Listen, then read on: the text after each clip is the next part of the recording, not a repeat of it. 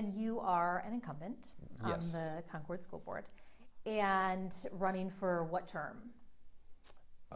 This would be your... oh yeah.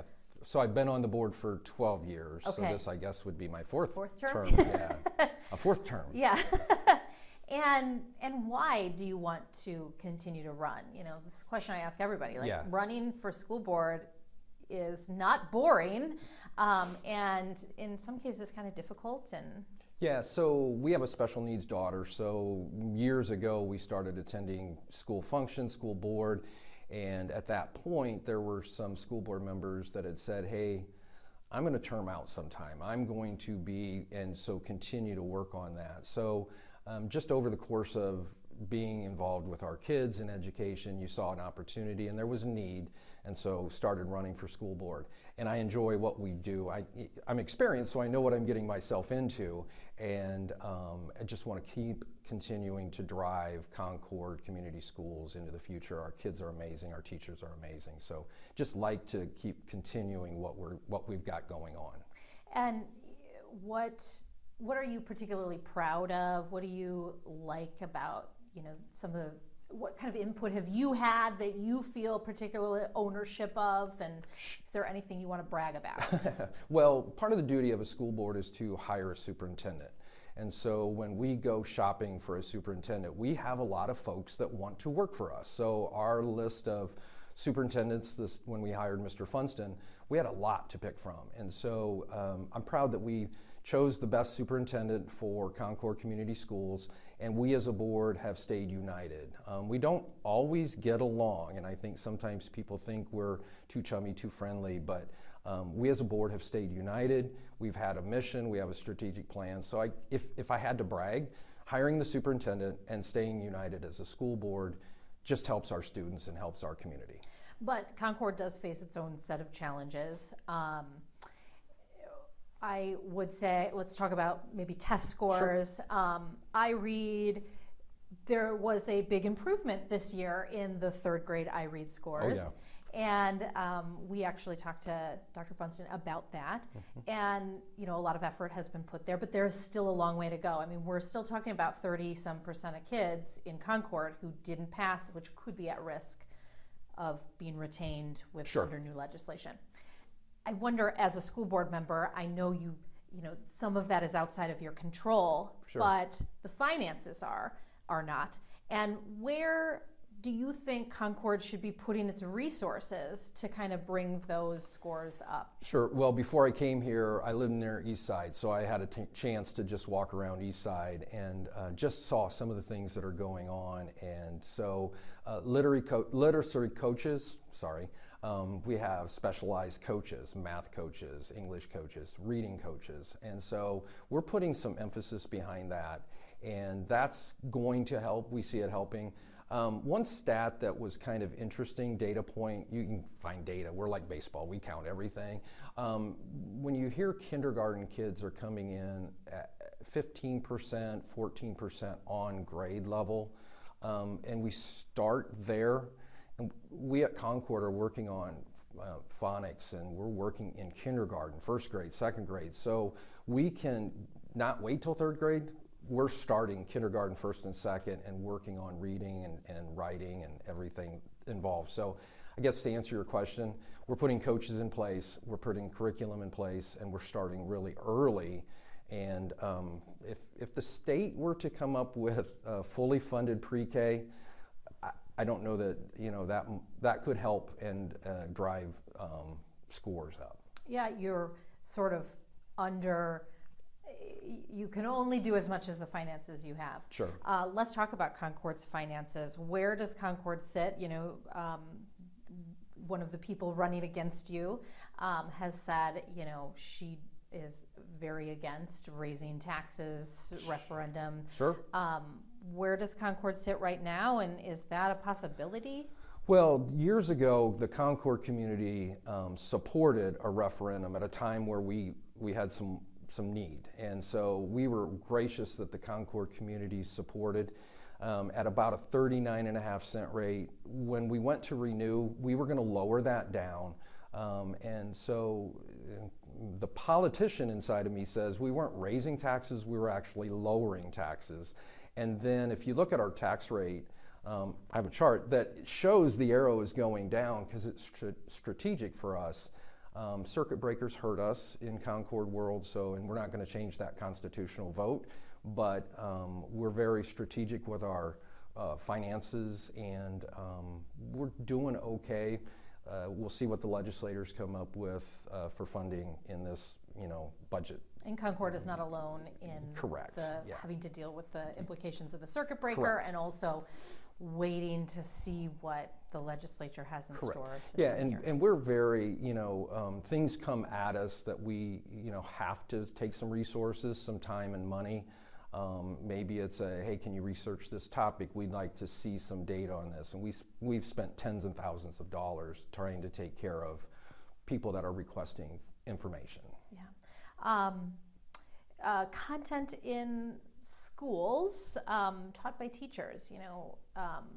One of the people running against you is part of an organization that in some ways believes that teachers are have an agenda, and they are maybe touching on subjects that parents wouldn't want them to touch on, or that even that there are books in the library that Sure. kids of all ages shouldn't have access to. Where do you stand on those issues? And can you give me an example of maybe how you voted in the past? Sure. Having attended many third houses where legislators, Senator Dorio, Senator Rogers, Representative King, Representative Wesco, Miller, they shared some books.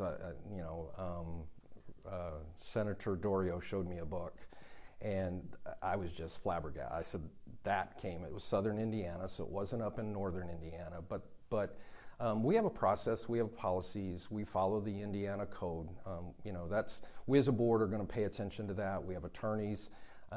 If I see a book or somebody does the book, it runs through the process, people read it, the recommendation is made, and then if the recommendation is, some of the organizations say parents have rights, we put a book that says, hey, you can't touch this book without parents' permission.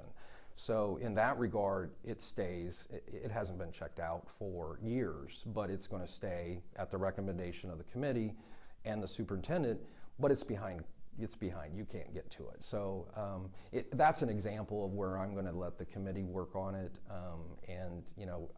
I just always go back to, if a group wants to come in and advocate for kids and wants to help, great. But if it helps our mission statement, helps our students, come on aboard. But we're moving forward, and I just want to keep moving forward. There's also criticism of social emotional learning, and this is something that on the national level Sure. that is of concern to certain parents. What does social emotional learning look like in Concord? Right. And how is it needed? Is it not needed? Yeah, it's there's a lot of political theater type words that are out, and so I'd have to take a deep breath. I know that our administration is in classrooms thousands of times observing, and we're following curriculum. Indiana Department of Ed is showing curriculum. We're seeing that curriculum. The school board, we have parent forums that they can come in and look at the curriculum. So I just rely on our visits and seeing teachers and talking to teachers, and I love getting in front of kids and kids talking. We have some really great kids at Concord, and so it's fun to watch kids. I just see positive kids all the time. One of the other criticisms, I think, and it is easier from an outsider to criticize what's Sure. happening yeah. than it is for an insider. But I do want to say that one of the criticisms is that test scores have been on a decline.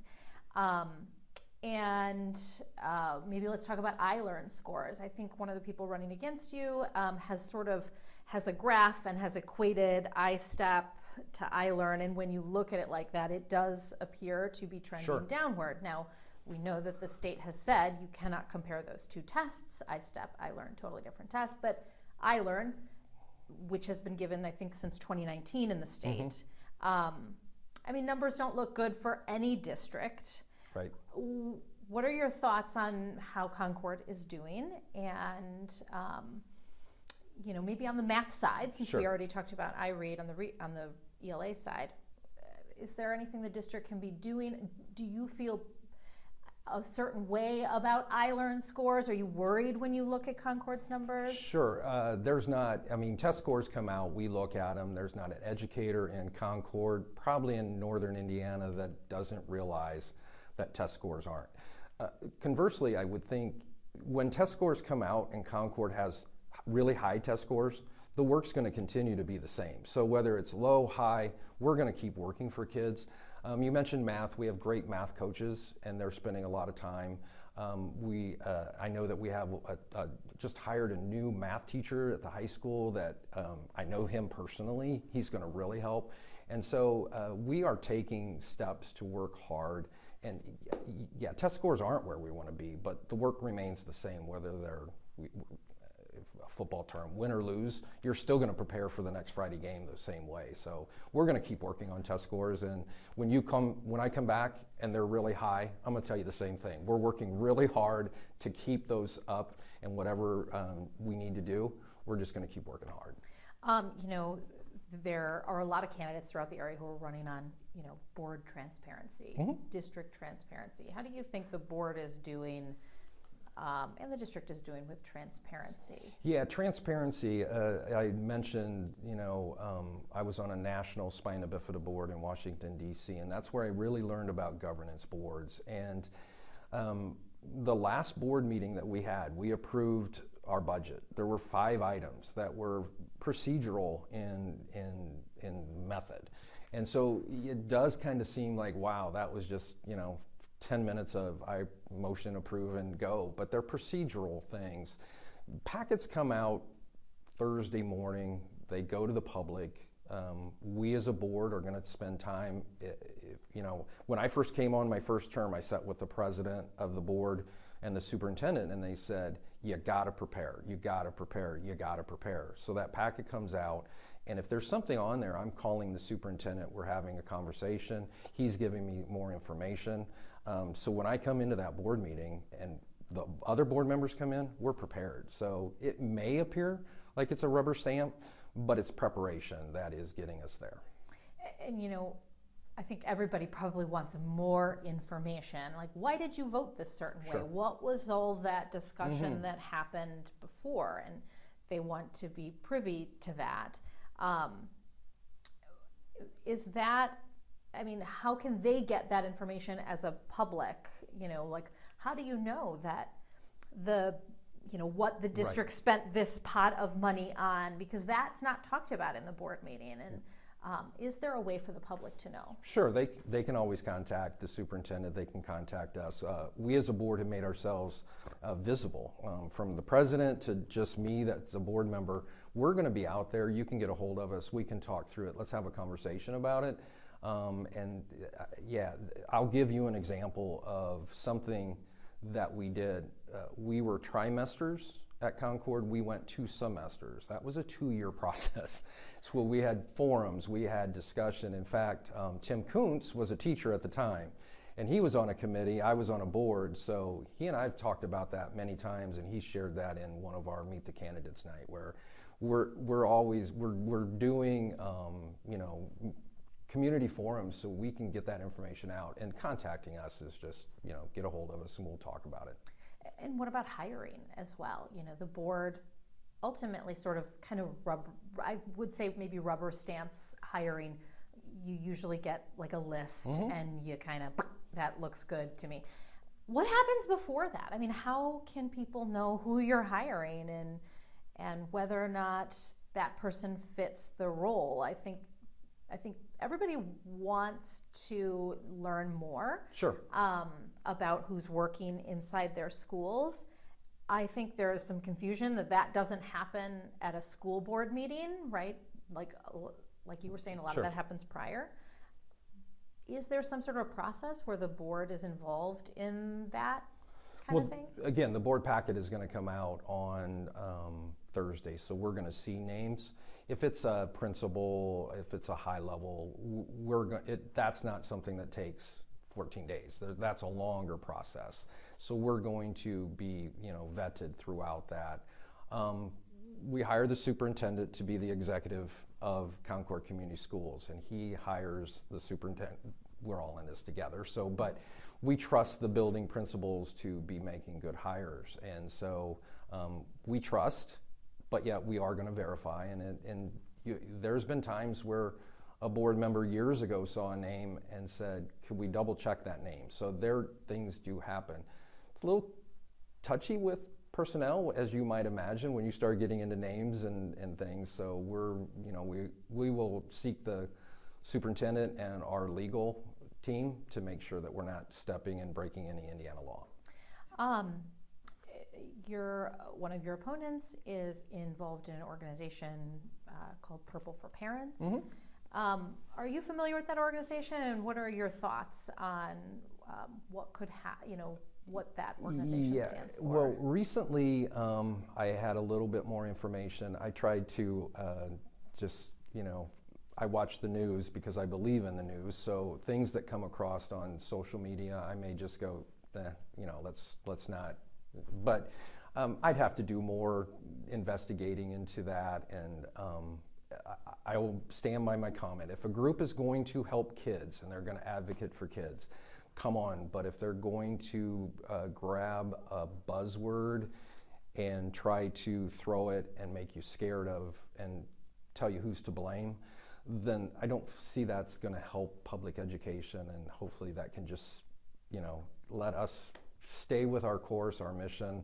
And so to answer, it's there. I'm not going to focus so much on it. And then,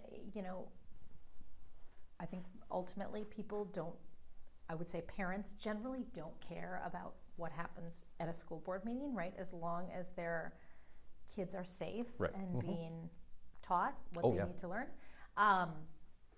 How would you rate Concord's safety, and could the district be doing more? Well, I think safety is the number one priority, so we're always going to be doing more. My company, I'm on the safety steering committee. We meet monthly, and so we're always focused on safety. Concord's no difference. We're going to focus on safety. We ask kids to participate in that, where if they see something, they say something. There's forums, and we've had those forums where kids will, hey, you don't go here, and that is an alert that administration can jump in. So we put things in safety. I think that Elkhart County law enforcement does a really good job. If we need them to help, our prosecutor is there, and I think we can always do more.